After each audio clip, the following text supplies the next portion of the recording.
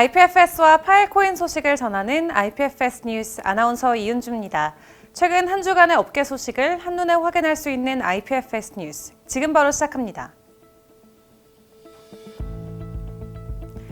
비트코인의 변동성 리스크가 증가할 수 있다는 분석이 나왔습니다. 최근 비트코인 선물 미결제 약정이 마켓 규모 대비 급증한 탓에서인데요. 이에 따라 변동성을 동반할 수 있다는 설명입니다. 현재 비트코인 무기한 선물 미결제 약정 레버리지 비율이 0.03으로 사상 최대치를 기록하고 있는 것으로 나타났습니다. 그럼 지난 한 주 동안 파일코인은 어떤 흐름세를 보여줬는지 코인마켓캡을 통해 알아보겠습니다.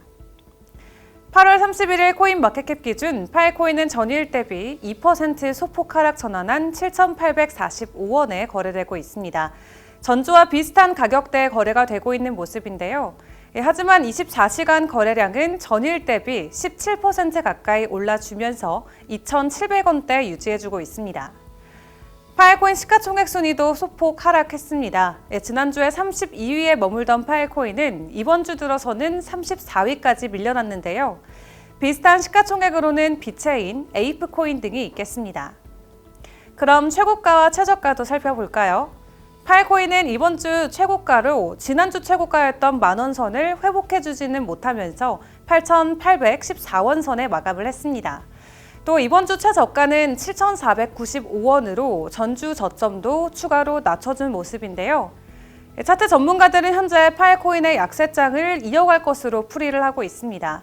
또 파일코인이 장기 이평선 아래에서 지속적인 거래를 이어가고 있기 때문에 당분간 추세 변화를 기대해보기는 어렵다는 설명입니다. 그럼 이어서 파일코인 거래소별 거래 현황 살펴보겠습니다. 현재 바이낸스에서는 가장 많은 파일코인 거래가 이루어지고 있습니다.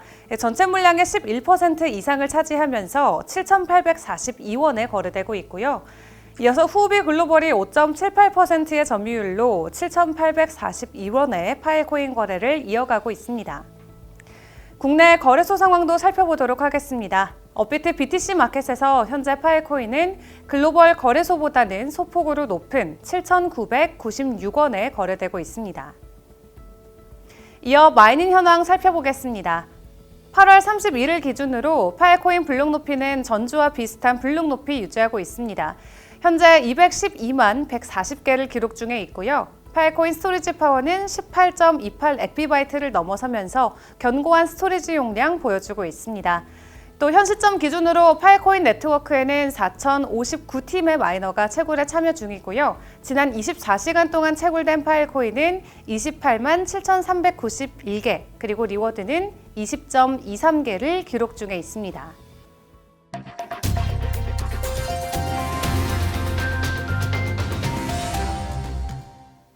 한 주간의 업계 소식을 전하는 소식을 부탁해 시간입니다. 첫 번째 소식입니다. 대만 디지털부가 사이버 공격을 막기 위해 IPFS를 사용해서 웹사이트를 게시합니다.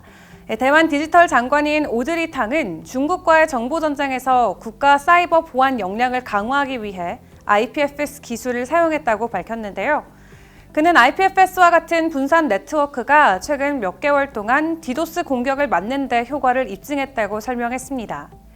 이어 IPFS는 분산되고 민주적인 솔루션이라면서 이 민주적인 가치에 관심이 있고 우리는 이를 민주주의 네트워크라고 부른다고 전했습니다. 또 향후 공동 공급 계약 체결이 완료가 되면 본격적으로 IPFS 솔루션을 구축한다는 계획입니다. 다음 소식입니다. 이제 레저 라이브에서 파일코인을 사용할 수 있게 됐습니다.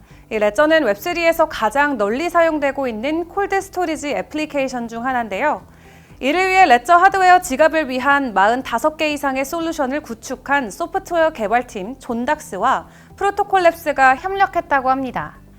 과거에는 레저 라이브 사용자가 파일코인을 저장하기 위해서는 글리프 월렛을 설치해야 했지만 이번 통합을 통해서 파일코인 보유자도 레저 라이브 앱 안에서 동일한 혜택을 누릴 수 있게 됐다는 설명입니다. 향후 레저 라이브의 결제 애플리케이션인 문페이를 통해서 지갑 안에서 법정화폐로 직접 파일코인을 구매할 수 있는 기능도 제공할 계획이라고 하네요. 마지막 소식입니다. 한국 시간으로 30일 IPFS 쿠보 0.15.0 버전이 릴리즈됐습니다.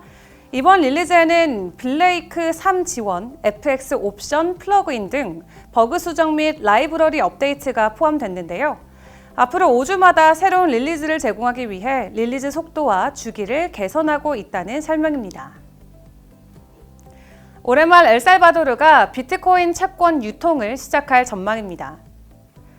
그동안 투자자의 관심 부족과 입법 보류 등으로 엘살바도르의 화산 채권 발행이 계속 지연됐었는데요.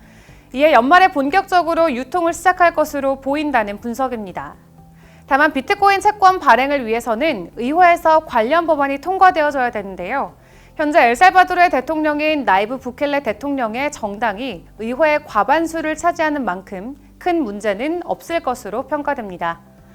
다음 주 IPFS 업계는 또 어떤 소식이 함께할지 기대하며 오늘 준비한 IPFS 뉴스 여기서 마치겠습니다. 시청해주셔서 고맙습니다.